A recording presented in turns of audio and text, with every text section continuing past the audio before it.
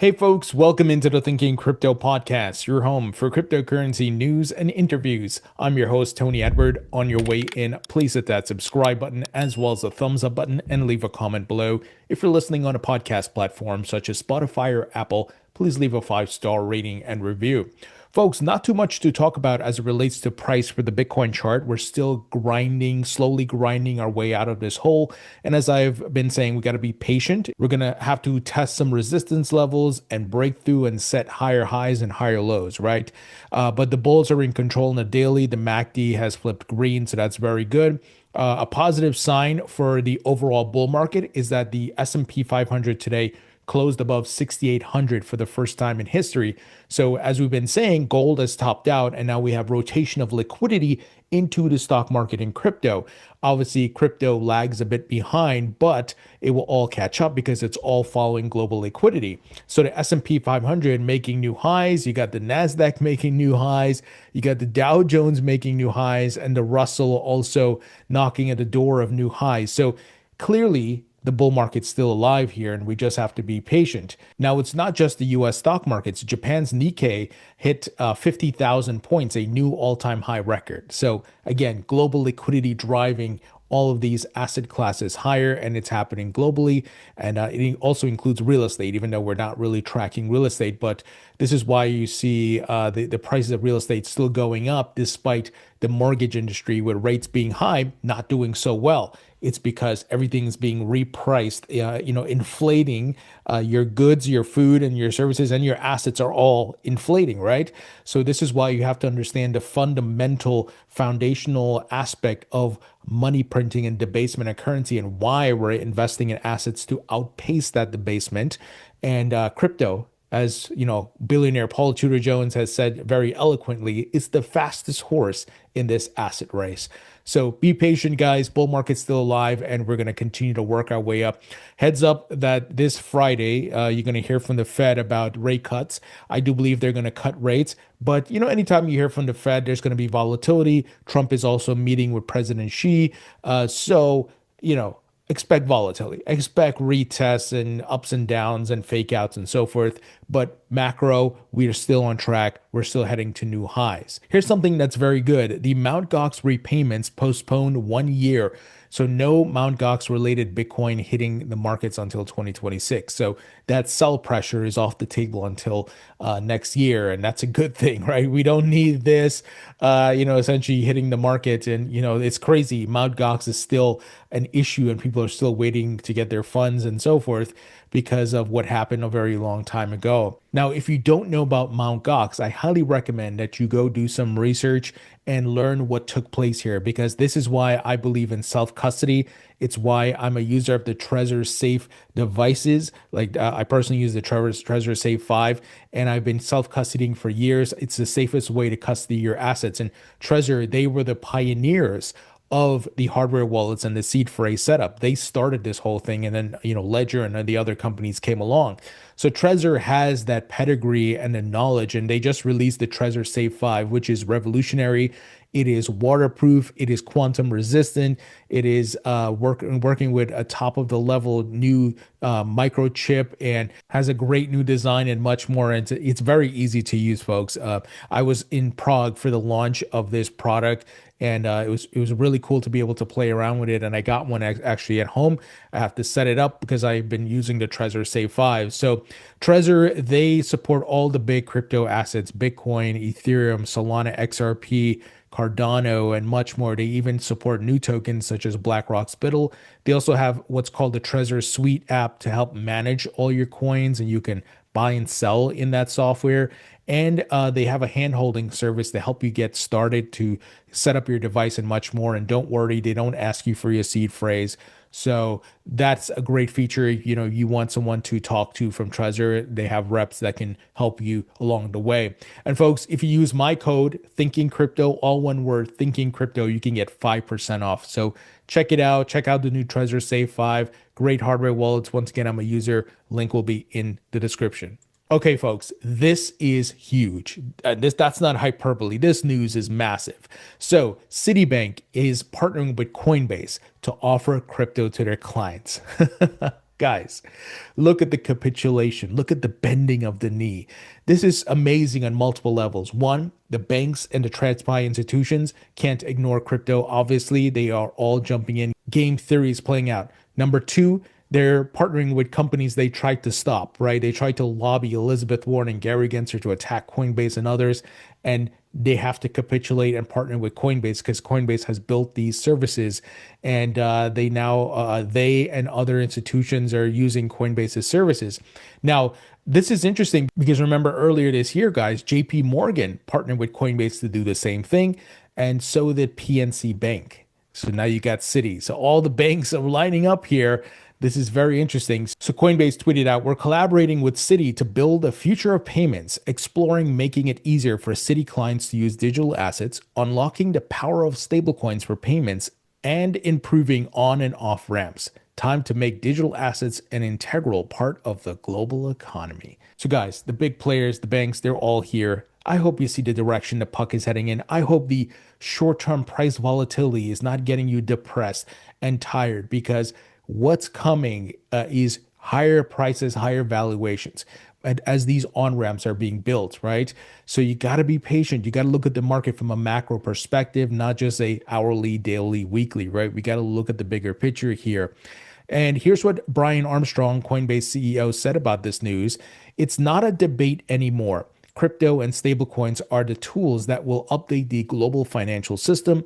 Excited to be collaborating with Citi to work on improving stablecoin utility and digital asset adoption with their clients. Now, most recently, we got confirmation from Citi that they're going to launch custody services, crypto custody services in 2026, in addition to a stablecoin. So the other part, obviously, they're going to offer their clients crypto trading, and Coinbase is going to power that. So huge news here, folks. So bullish. I mean, some of you may be Citibank customers, right? And now they're getting involved in crypto. So it's just amazing what is taking place. Now, here's some very interesting news around Michael Saylor and Strategy. So many of you know Strategy is a Bitcoin treasury company. So the S&P Global Ratings has assigned Strategy Inc. a B- issuer credit rating, which in parentheses, he put here, outlook stable, the first ever rating for a Bitcoin treasury company by a major credit rating agency. This is progress, and we know, Saylor wants to get Strategy listed in the S&P 500, so some progress being made here for him, and I think this is pretty significant as you have a flurry of digital asset treasury companies that are in the mix right now, and that trend continues to grow. So we'll see companies in the S&P 500 and maybe even the NASDAQ and the Dow Jones and so forth hold crypto on their balance sheet. So very interesting. Moving ahead, we got a bunch of ETF news, guys. So bear with me because a lot of the reports coming in were a bit confusing initially, but Bitwise has confirmed that the Bitwise Solana staking ETF starts trading tomorrow. So apparently they got approval, under the SEC's new guidelines. And even though there's a government shutdown, it seems these things are still going live, right? So they said here, this is the first US ETP to have 100% direct exposure to spot Solana, maximizing Solana's 7% plus average staking reward rate, targeting 100% of assets staked, staking through Bitwise on-chain solutions powered by Helios Labs, 0% fees with waiver for a limited time. So folks, the ETF race continues. I know some people are going to be watching saying, what about XRP? Just be patient. Just be patient, right? But this is huge. And there's also news here that the Canary Hbar ETF, that is going to be going live tomorrow as well. So I'm a Hbar token holder. This is very bullish for Hbar and just exciting. And it says here the ETF will hold Hbar in custody with BitGo and Coinbase custody. So huge news. This is going to bring more inflows and more exposure to these assets. So even if people are not going to buy through the ETF, they can go buy it on an exchange, because this is going to make the news and circulate and so forth. In addition, some people are reporting here, like James Seyfert of Bloomberg, that the Litecoin ETF is also going to go live tomorrow. It seems Hbar, Litecoin, and the Solana ETF. So This is pretty wild. Yeah, even Eleanor Terrett is saying Canary Fund spot Hbar and Litecoin ETFs are now effective and will begin trading on the NASDAQ tomorrow, according to CEO Stephen McClurg. So, wow. Wow, right, folks? Huge. And again, XRP holders, be patient. You know it's coming, right? XRP has a ton of ETFs, so it will happen. So just be patient, guys. Look at this news. Western Union is piloting stablecoin settlement rails to speed up cross-border payments and cut reliance on SWIFT. My gosh. Guys, I've been here since 2016, and I remember people spreading FUD and all the nonsense coming from TradFi, and now they're all adopting the technology. And I hope that some of you are recognizing what's happening here and you're not sitting on the fence, still confused, but realizing blockchain rails will power the economy, the markets, and the governments. And it will take time for these things to be built out, but this is where you have the opportunity to take your bets early. Now, you want to be smart. You don't want to buy the top of markets. You don't want to buy into pumps. You want to buy when there's blood on the street so you can maximize your return, right? This applies for the stock market as well. So, do your research, take your time, and obviously the time to buy is when people are fearful and there's blood on the streets. All right, here's another example of TradFi bending the knee. IBM's digital asset haven aims to turn crypto into corporate infrastructure. So IBM has been in the blockchain space for a while, but it looks like they're expanding here. They tried to do Hyperledger Fabric, a private permission blockchain, but then eventually a lot of these guys realized public blockchains are the way. That if you want to get mass adoption, you got to use public blockchains. Nothing wrong with having a private blockchain, but you got to connect it to a public blockchain because who the hell is going to trust your private blockchain, right? So, technology giant IBM launched a cryptocurrency platform for US institutions, marking one of the company's strongest pushes yet into digital assets and blockchain infrastructure.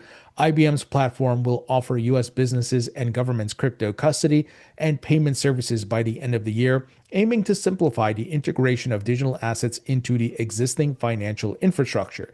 The new platform called Digital Assets Haven will enable institutions to directly access on-chain yield from decentralized finance protocols across 40 blockchain networks. It will also help meet the complex token compliance needs of institutions operating under the same platform. So look at that, guys. They're opening up DeFi across 40 public blockchain networks. This is IBM we're talking about here, right? This is incredible. This just blows my mind, along with the Citibank news, right? It's just amazing to see the capitulation and the adoption here. So the platform is expected to launch as a software as a service, SaaS, offering in the fourth quarter of 2025, according to an IBM announcement Monday.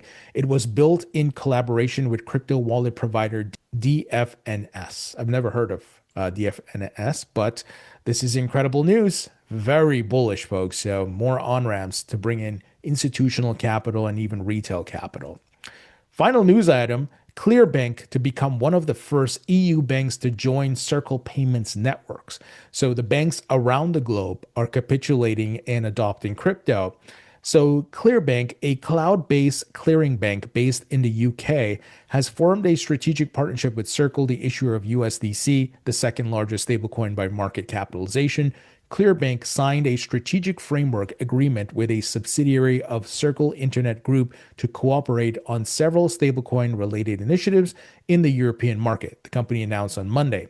The collaboration aims to scale access to Circle's USDC and EURC, which is the Euro stablecoin, through Circle Mint, a service that allows authorized financial institutions and partners to create and redeem tokens directly on the blockchain. As part of the agreement, ClearBank also plans to become one of the first European banks to join the Circle Payments network, which connects financial institutions and utilizes stablecoins like USDC and EURC to facilitate fast and secure transactions. Incredible, folks. Incredible what is happening here. The adoption by these massive institutions. But if you look at, let's say, social media or crypto Twitter, people are depressed. People are saying the bear market's here. The top is in. It's over. right? And institutions are building and adopting and forming partnerships because they have the macro view. And this is where you want to not be dumb money. You want to be smart money, operate like smart money, right, folks? So we are seeing adoption at an incredible rate. This is so bullish. And share some of these news items, share the Citibank news item and much more, IBM, to the skeptics out there, people who say this is all a scam, it's a Ponzi, right? They don't realize that they may have seen a headline, they haven't taken the next step to see what's actually being built and educate themselves. So, guys, I'm so bullish when I see stuff like this. I know this is going to usher in more capital, more people on chain. This asset class is so young compared to the others, and we're still, in that S curve adoption model. We're still on the rise here. We have not hit the peak clearly, right? All right, folks, that's the news. Let me know what you think. Leave your thoughts and comments below. Hit the thumbs up button. Folks, if you appreciate this content, please support the podcast by subscribing to my free email newsletter. It is 100% free on Substack. Check out my book on Amazon. It's available in paperback and digital. And my course at mycryptocourse.com. This is a comprehensive course that teaches you everything you need to know about crypto. Folks, thank you so much for tuning in. I appreciate you all, and I'll talk to you all later.